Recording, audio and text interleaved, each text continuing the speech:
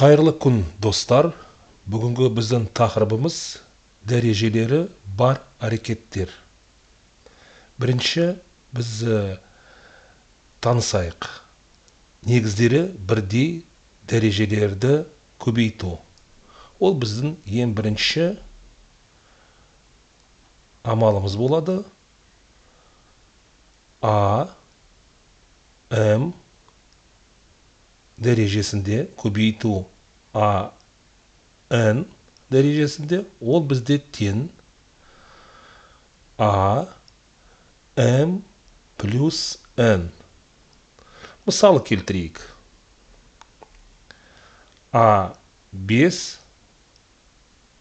көбейту А3. Ол бізде тең А5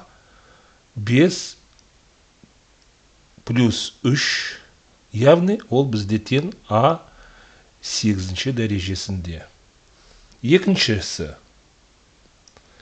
Екінші бізде негіздері бірдей дәрежелерді бөлу.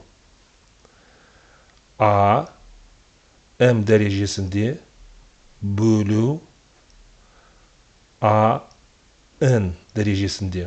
Ол бізде тең А, М минус Н дәрежесінде. Мысалы келтірейік.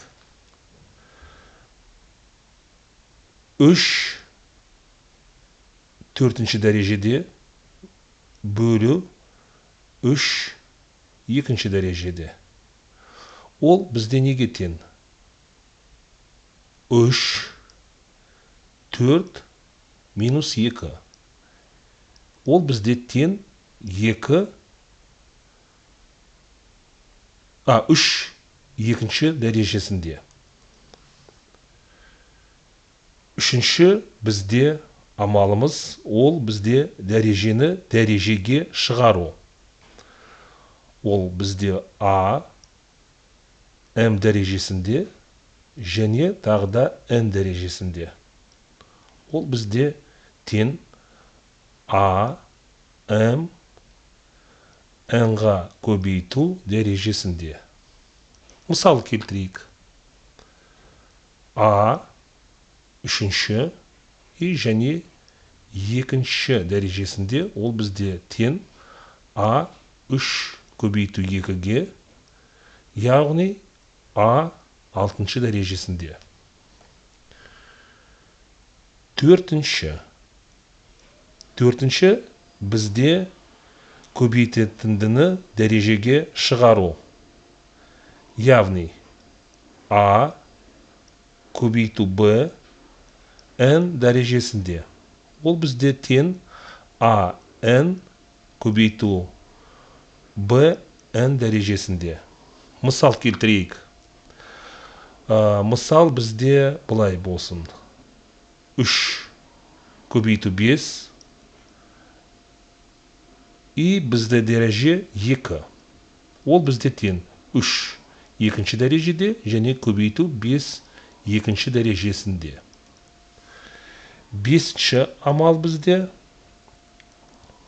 ол бізде бөлшекті дәрежеге шығару. А бөлу Б және ол бізде Н дәрежесінде. Ол бізде тең А, Н дәрежесінде бөлу Б, Н. Мысалы келтірейік. А бөлінген Б үшінші дәрежеде. Яғни ол тең А үшінші дәрежеде бөлу Б үшінші дәрежеде. Алтыншы амал.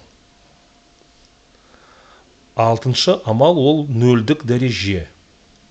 Мысалы А 0 дәрежесінде, ол бізде 1-ге тең. Оны есте сақтау керек. Және бізде А ешқашан 0-ға тең болмау керек. И ең соңғы бізде амалымыз ол теріс дәреже. Оны қалай біз жазамыз? А минус Н дәрежесінде ол бізде тең А1 бөлу А n дәрежесінде. Мысалы келтірейік.